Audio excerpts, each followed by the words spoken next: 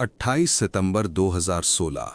आधी रात के बाद का वो सन्नाटा, जब पहाड़ों पर चलती हवा भी मानो कदमों की आहट छुपाने लगी थी। लाइन ऑफ कंट्रोल के उस पार अंधेरे में कुछ साए चुपचाप आगे बढ़ रहे थे। कोई शोर नहीं, कोई रेडियो बातचीत नहीं, सिर्फ धड़कनों की आवाज। ये भारत का जवाब था, लेकिन ऐसा जवाब जिसकी भनक तक दुश्मन को नहीं लगनी थी। 18 सितंबर 2016 को उड़ी में सेना के कैंप पर हुए आतंकी हमले में 19 जवान शहीद हुए। देश शोक और गुस्से में था। निर्णय लिया गया कि जवाब सीमाओं के भीतर नहीं, बल्कि उस पार दिया जाएगा जहां से आतंक की योजना बनती है। जिम्मेदारी सौंपी गई इंडियन आर्मी की पैरा स्पेशल फोर्सेस को, एक ऐसी यूनिट जो अंधेरे में घुल जाना जानती है। लक्ष्य था पीओके में मौजूद लॉन्च पैड्स, लेकिन चुनौती केवल हमला नहीं थी, असली परीक्षा थी वहां तक पहुंचना। एलओसी के उस पार हर इंच पर चौकियां, मोटार पोजीशन, थर्मल इमेजर और नाइट पेट्रोलिंग। एक भी गलती मिशन को असफल कर सकती थी और बड़े संघर्ष की शुरुआत कर सकती थी। मिशन से पहले कई दिनों तक तैयारी चली। सैटेलाइट इमेजरी और तकनीकी निगरानी से संभावित रास्तों का अध्ययन किया गया।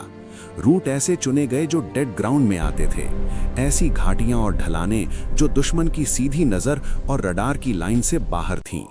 कमांडोज ने पारंपरिक पगडंडियों से बचते हुए उन रास्तों को चुना जहां चलना भी जोखिम था, पत्थरों, झाड़ियों और खामोश नालों के बीच से।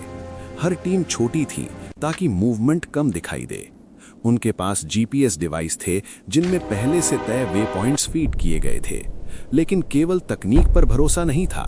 नक्शे, कंपास और इलाके की गहन समझ सबका उपयोग हुआ। रेडियो साइलेंस रखा गया, संवाद हाथ के संकेतों और पहले से तय लाइट कोड से होता रहा। नाइट विजन गॉगल्स ने अंधेरे को उनके लिए रास्ता बना दिया, लेकिन हर कदम सोच समझ कर रखा गया। कुछ जगहों पर उन्होंने दुश्मन की पोस्ट के इतने करीब से रास्ता लिया कि सांस रोकनी पड़ी। पेट्रोलिंग पार्टी गुजरती रही और कमांडोज चट्टानों से चिपककर अंधेरे का हिस्सा बनकर खड़े रहे। यही थी उनकी नाइट नेविगेशन रणनीति। दुश्मन की निगरानी के पैटर्न को समझना, उसकी आंखों के बीच के अंधे बिंदु ढूंढना और उन्हीं रास्तों से फिसल जाना। घंटों की इस खामोश यात्रा के बाद टीमें तय स्थानों पर पहुंची। समय समन्वय सटीक था। 28 और 29 सितंबर की दरमियानी रात लक्ष्य पर एक साथ हमला हुआ। लॉन्च पैड्स और आतंकियों के ठिकानों को निशाना बनाया गया। कार्रवाई तेज, सटीक और सीमित थी। उद्देश्य साफ था, आतंकी ढांचे को नष्ट करना, न कि संघर्ष को फैलाना। हमले के बाद असली परीक्षा शुरू हुई, वापसी। दुश्मन अब सतर्क था। रोशनी, फायरिंग और अफरा तफरी के बीच वही रास्ते फिर से पार करने थे, लेकिन रणनीति पहले से तय थी।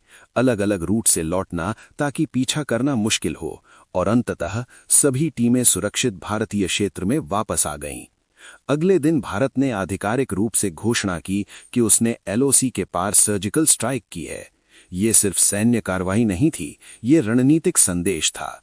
दुनिया ने देखा कि भारत अपनी सुरक्षा के लिए निर्णायक कदम उठा सकता है।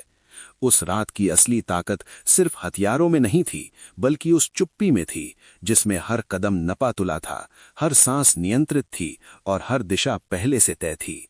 नाइट नेविगेशन की वो रणनीति केवल तकनीक नहीं, बल्कि धैर्य, अनुशासन और साहस का संगम थी। कभी कभी इतिहास गोलियों की आवाज से नहीं, बल्कि खामोशी में रखे गए कदमों से लिखा जाता है, और 28 सितंबर 2016 की वो रात इसी खामोशी की गूंज बनकर हमेशा याद की जाएगी।